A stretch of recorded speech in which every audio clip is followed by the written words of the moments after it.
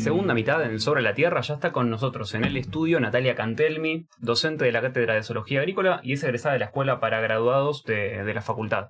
Con Natalia vamos a abordar la contaminación de ozono y cómo afecta el cultivo de soja, su desarrollo, producción y defensas. Gracias, Natalia, por estar acá en el programa. Ustedes, chicos, gracias por invitarme. Vamos a intentar de que sea divertido, como dijiste. Sí, ojalá que sí. O sea, que sí. A mí me apasiona el tema, así que espero contagiar mi entusiasmo por esto para que, bueno, tenga una apertura el tema. Créeme que sí.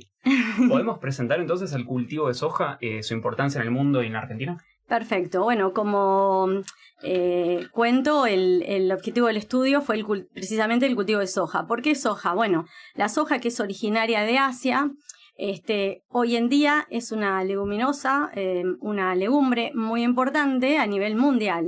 ¿Por qué? Su producción justamente es muy alta, la producción alrededor de 400 millones de toneladas, justamente por su alto valor nutritivo. Entonces es un cultivo eficiente que, no un dato menor, con esto te aseguras la seguridad alimentaria, es el pilar de la seguridad alimentaria. Justamente porque su granito, su semilla, contiene un alto porcentaje de proteína, alrededor del 40%, y también un 20% de aceite. Entonces, esto le da versatilidad. ¿Por qué? Porque puede servir para consumo humano. Hace mucho tiempo en Japón, y lo siguen usando, lo usan como un nutritivo porque tiene muchos antioxidantes, y por el otro lado, fundamentalmente en los últimos años, se utiliza para forraje animal, para consumo animal, ya sea por la harina de soja o por los extrusados, por los desechos, lo que sea, todo contiene mucho valor nutritivo. Entonces, bueno, nos dedicamos a hacer un estudio sobre soja y la interacción con un insecto. Sí. Perdón, antes de meternos en el estudio, más allá de que es importante para el mundo, para Argentina, claro, es la principal fuente de... Me estaba olvidando algo muy importante.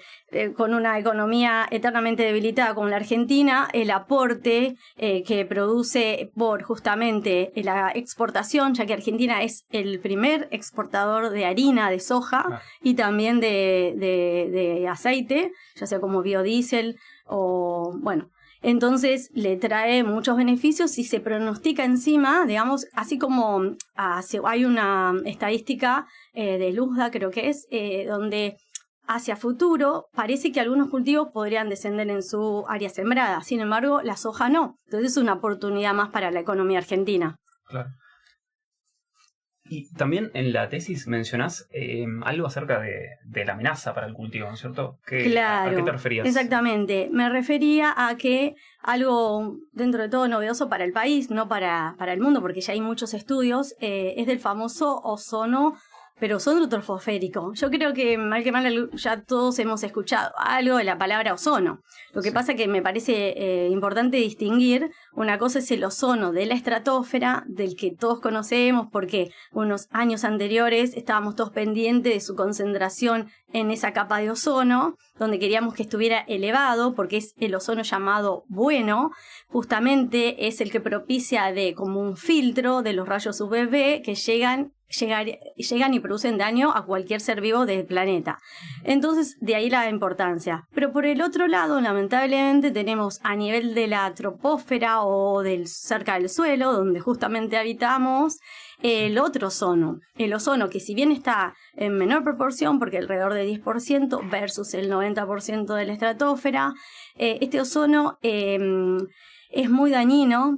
Es uno de los famosos, hoy en día, candentes gases de efecto invernadero. ¿Por qué este es el más importante de todos? Porque es recontraoxidante. También todo el tiempo estamos hablando de los antioxidantes. Bueno, este es recontraoxidante y oxidante de todo ser vivo. Entonces, esto incluye a nosotros, pues nos trae problemas de salud, como se experimentan en China, en Chile, que está acá muy cerquita, en México, y también trae problemas para insectos, por ejemplo, para las mismas plantas, ya sea de que estemos hablando de sistemas naturales, o sea bosques, como agroecosistemas. Y lo que produce, ¿qué es? Bueno, en la evidencia se ve como de todo tipo, pero básicamente manchas cloróticas oxidantes, ¿no? Que con un color como desteñido. ¿Por qué? Porque lo que hace es interferir en la maquinaria fotosintética, perjudica los estomas, entonces lo que hace es acelerar en las plantas la senescencia y en conjunto, si hablamos por ejemplo de un cultivo, baja la biomasa, se producen cambios en el ciclo de desarrollo de las plantas y también tiene efectos. Lo más importante que me parece destacar también, afecta mucho la biodiversidad, tan preciada también últimamente. ¿El ozono que estamos mencionando está en aumento? ¿Se sabe por qué está aumentando? Claro, ¿por qué? Porque si bien hay políticas públicas desarrolladas en los países más importantes, donde en estos últimos años, cuando vieron que estaban aumentando los valores, trataron de disminuir, por ejemplo, los precursores. ¿Por qué? Porque hay algo que me salté, que es un contaminante secundario, que es decir, que se forma. ¿Se forma a través de qué? A través de, por ejemplo, la combustión de los transportes a gasoil, la nafta, se forma en las petroleras, por las quemas, por ejemplo, cuando yo me preocupo cuando estaba escuchando la otra vez en el Delta, hay quema de pastizales o quema de biomasa en el Amazonas. Todo eso contribuye a la formación de este ozono. Y otro dato no menor es que se traslada por mucha distancia. Es poco estable, pero se traslada. Entonces quizás nosotros, por ejemplo, como Argentina, no somos tan formadores de los precursores, pero sí podemos recibir de otros países, no sé, de China, que no estaban, últimamente están con más cuidado, pero no tenían medidas tan ambientalistas como para proteger el ambiente. Entonces ese es un tema no menor. Y como decías vos, el problema es que está creciendo cada vez más y hacia 2050 se espera un 25% de aumento y mucho más hacia 2100. Si no se controla eficientemente esta producción de precursores, de efecto antrópico, ¿no? El hombre es el que contribuye a la contaminación, claramente. Wow, hizo un pequeño documental, Natalia. Buenísimo el marco. No quiero acelerarme, voy a tratar de bajar. No, está perfecto. ¿Y qué estudiaste entonces? Claro, entonces como esto estaba documentado, se sabía que es un grave problema mundial y que va a seguir creciendo, entonces, como les dije, a mí me interesaba la soja por la importancia económica, entonces lo que hicimos es evaluar en nuestro estudio qué le pasaba al cultivo de la soja bajo efectos del ozono crónico, que es lo que en realidad se experimenta en un campo, por ejemplo, ozono que hay en el ambiente, que lo recibe durante todo el ciclo de cultivo, no en una forma esporádica, son niveles más bajos, pero a lo largo del ciclo, y lo evaluamos no solo, porque ya había estudios de cómo afecta el ozono a la soja. Nosotros le agregamos cómo afecta el ozono a la soja y a su vez le incorporamos un insecto que se alimente de ella y veíamos los dos factores interaccionando. Entonces, larvas, ¿no? ¿Eran? Claro, usamos la Spodoptera frugiperda, bajando, presentándoselas. Es una larva, un gusanito que luego se transforma en una mariposa nocturna. Así linda como se la ve a la larvita, se alimenta no solo de la soja, es recontra voraz, sino que se alimenta, es polífago. Le decimos polífago porque está reportada hasta en 180 especies y sobre todo se alimenta de cultivos muy importantes económicamente a nivel mundial. Entonces por eso es que pusimos foco. A su vez, es re cosmopolita, es un bichito que tiene la capacidad de adaptarse y llegó actualmente a casi todos los continentes. Pasó de ser importante inicialmente en América, Estados Unidos, Canadá, y ahora es importante en todos los continentes. Y algo no menor que me gustaría agregar es que justamente cuando empezamos con este estudio, empezaron a reportarse escapes a eventos BT. El evento BT, a través de la ingeniería genética, de la biotecnología, incorpora una toxina, no importa, lo trato de resumir, que hace que no haya continuidad alimentaria de las larvas de lepidópteros en la soja. Y este insecto logra superar esas barreras y continúa alimentándose. Entonces nos pareció importante abordar. ¿Es tolerante o resistente? Claro, es tolerante, se hace tolerante. Okay. Sí, detoxifica esas toxinas y sigue alimentándose sin que le haga daño a su aparato digestivo, que es lo que suele hacer. estas toxinas que están en la soja, cuando se empiezan a alimentar los lepidópteros, empiezan a tener problemas como nosotros en el aparato digestivo, entonces no comen más o muchas se mueren. Antes de pasar a los resultados, ¿cómo haces vos para manejar el ozono si sabemos que es un poco dañino para la salud? ¿Cómo es una cámara? ¿Tenés que protegerte? Sí, tuve mis cuidados, pero sin embargo seguro que me contaminé con ozono, ¿no? Bueno, en la facultad, afortunadamente, en su momento cuando hice yo el ensayo, había en el campito del IFEBA, que amablemente me prestaron para hacer el ensayo en ecología.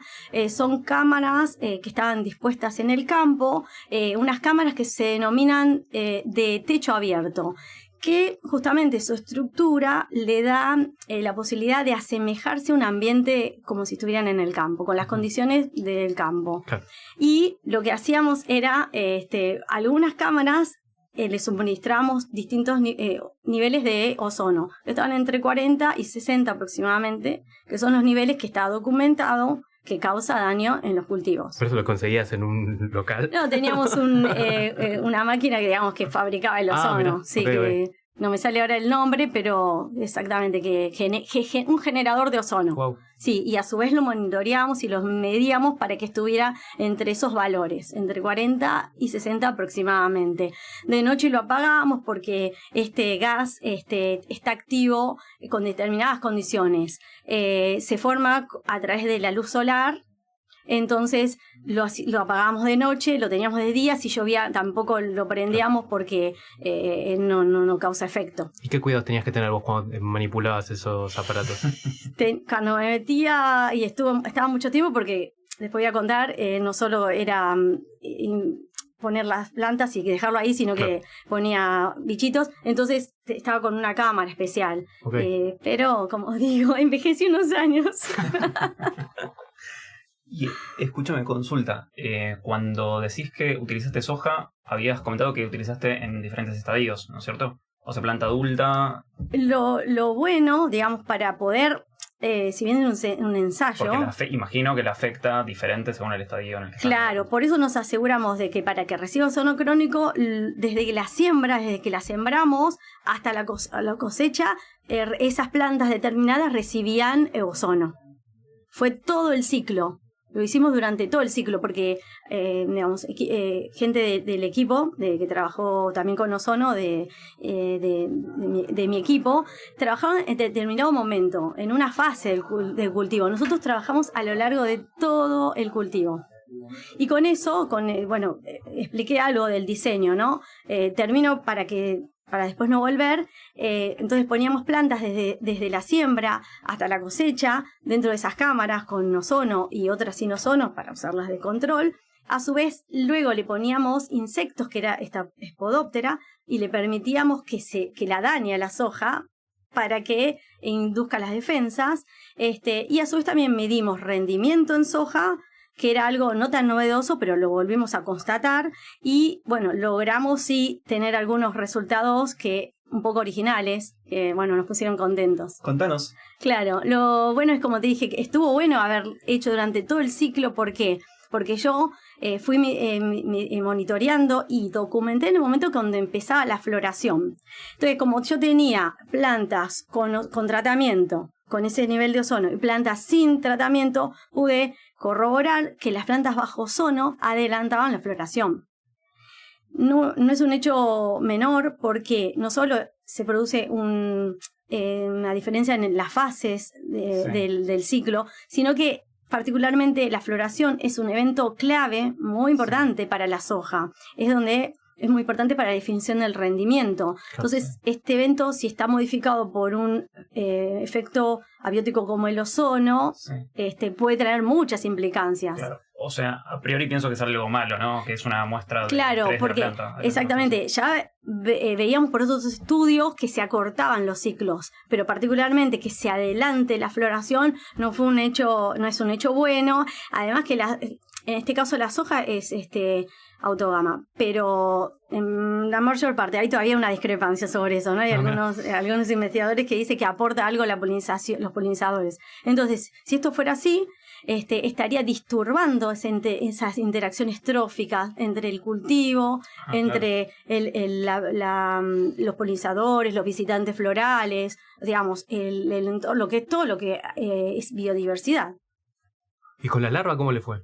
Con la larva también nos fue bastante bien, por suerte. ¿Por qué? Porque por un lado, entonces, como les dije, censamos o medimos los compuestos químicos que utiliza la soja para defenderse de, por ejemplo, un efecto abiótico como es el ozono. Pero como le incorporábamos a las espodópteras que dañaban a las hojas, o sea, que se alimentaban de esas hojas, podíamos tomar muestras del tejido foliar y observar qué pasaba con ese tejido y qué pasaba con las larvas, porque lo que hicimos en larvas fue monitorear también su desempeño y midimos algunos parámetros. Medimos peso y medimos tamaño, pero lo más relevante fue qué pasaba con la supervivencia. Le llamamos supervivencia al evento de que se produce todos los días durante una fase, un ciclo del bioensayo.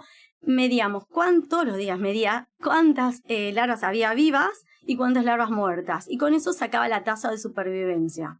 Cuando linkeamos las dos cosas, qué pasaba en la soja con las defensas y qué pasaba en la larva, vimos afortunadamente que había una coincidencia muy grande, que cuando el ozono, el efecto que producía era, después lo voy a comentar, lo dejé aparte, pero se produce como un letargo, como que la planta no responde rápido, como lo hace habitualmente ante un efecto biótico o abiótico con su defensa, sino que tardaba un poco más, en vez de 24, 72 horas. Ahí se producía un pico de defensas químicas. En congruencia, observamos que la supervivencia de las larvas empezaba a descender. Y ahí, bueno, como que nos cerró y lo pudimos medir y corroborar. Bueno. Entonces estuvo bueno, sí. Entonces lo que finalmente los resultados más novedosos fueron 3, resumiendo. 1, el acortamiento de la fase, o sea que se adelantaba la floración. 2, este retardo en la acumulación de defensas químicas por parte de la soja. Y 3, esta coincidencia en el pico de defensas y el descenso de supervivencia. Me imagino que a la larva también no le debe hacer muy bien el ozono. No, eso me diste justo en... Okay. Porque como fueron años donde hacía mucho calor, bueno, como estos últimos años, entonces tengo que ensayarlo un poquito más porque se me terminaba muriendo cuando traté de ver el efecto directo del ozono en la larvita. Ahí no pude, es algo que me quedó como pendiente para las futuras investigaciones. Buenísimo. Bien. Y en cuanto a las implicancias de todo lo que encontraste, ¿qué crees que...? Bueno, como a mí algo que me parece muy importante es esto de, por un lado, que tener en cuenta que el ozono troposférico va a seguir creciendo, o sea que es un factor más que, por ejemplo, si hablamos de agroecosistemas, los productores van a tener en cuenta para el futuro. Quizás hoy parece algo medio no tan conocido, pero si las tendencias siguen, es algo más que va a deteriorar los rendimientos. Entonces, en condiciones como estamos viendo hoy, que los productores están al límite con los márgenes, tener un factor más que repercute en el rendimiento es para tenerlo en cuenta. Y por el otro, esto de observar el acortamiento de las fases es algo también a tener en cuenta, porque queremos que el cultivo esté el mayor tiempo posible en el campo para que pueda expresar muchas veces su genética, ¿no? Entonces, si le estoy poniendo, quizás utilicé un material súper bueno, no sé, llovió bien, le puse bien fertilizante, pero, no sé, en la etapa de floración justamente se me corta la lluvia, empiezo a tener alta temperatura, bajo viento y repercute mucho el ozono, me va a traer una disminución en el rendimiento. Claro. Yo pensaba que cuando hablamos de las larvas y demás, y aparte lo mencionás en el trabajo, que tenías que ver el efecto a largo plazo, ¿no? Porque si el impacto en las larvas, bueno, es tal vez menor de lo que esperás, tal vez puede ser hasta beneficioso para la soja, pero si a largo plazo generan tolerancia, resistencia al ozono, por ahí puede ser complicado, ¿no? El manejo. Eso está bueno, o sea, por un lado te quedas cuando terminas el estudio y decís, me quedaron cosas que no pude contestar, pero por el otro está bueno porque te estimula no solo a mí, sino a otras personas a que sigan con el estudio, ya que justamente una de las preguntas era, ¿qué va a pasar de esas larvitas que sobrevivieron? Hubo mucha mortandad, pero algunas sobrevivieron. Entonces yo me preguntaba, ¿qué va a pasar con esas? Yo no pude completar su ciclo de vida, no pude esperar a que ellas definitivamente se transformen en adultos mariposa y no dejen descendencia. Quizás, como convivieron en esas condiciones, ¿no tendrán descendencia, mayor tasa de reproducción para compensar que son menos y dejar más huevos, sabiendo también que las condiciones no son las excelentes? O quizás pueden haber comido mucho más, o sea, dañado mucho más la soja para compensar esa mala calidad que per se trae el daño por ozono, porque lo que hace es una planta más rústica, un tejido más rustificado. Mencionabas la palatabilidad, ¿no? Si el ozono afecta, la vuelve menos palatable, como oruga tengo que alimentarme más para poder hacer mis es una de las hipótesis, ¿no? Del equipo de mi tesis. Una de las hipótesis que puede ser es que como es menos palatable la soja en esas condiciones, el animal se termine consumiendo más, y eso no lo queremos. Como yo les mostré, si bien logró defenderse, pero como hubo un gap ahí, quizás en ese momento se apuró a comer para compensar, y eso finalmente no está tan bueno. Tremendo. Se nos está acabando el tiempo de la entrevista. Ay, qué lástima. Yo quería preguntarte, si vas a seguir experimentando con ozono otro semestre más, si te vas a seguir exponiendo lamentablemente, o sea, las cámaras no están más, pero me gustaría seguir, me gustaría también a ver si se puede hacer algún convenio con una semillera, porque justamente, no alcancé a contar, pero no todas las plantas son igual de sensibles al ozono, y la soja es muy sensible. Claro. Sin embargo, estos últimos materiales modificados genéticamente son más sensibles. Los anteriores, los que se empezaron en Japón y en China, eran más rústicos, tenían mayores proporciones de defensa. Claro. Entonces me gustaría probar a ver cuáles pueden ser materiales más tolerantes para darle info a los productores y que estén preparados en el caso de que siga aumentando el ozono. Sí, esperemos que este tema del ozono no sea como otros problemas que se viene diciendo hace muchos años. Claro. Y no pasa nada y después nos encontramos espero que no, porque hay mucha conciencia de una agricultura sustentable, del mantenimiento de la biodiversidad y en el país también tenemos que difundir el uso de alternativas al uso de gasoil, de nafta, usar las bicicletas y todo eso, lo que conlleva a cuidar el ambiente. Bueno, estuvo buenísimo, espero que la hayas pasado también como nosotros. Me encantó, fue muy rápido. Bien, esperamos para que nos cuentes lo que sea que vayas a investigar. Ojalá, eso espero. Bueno, gracias por haber venido. Muchísimas gracias a ustedes. ¿Vamos a un corte?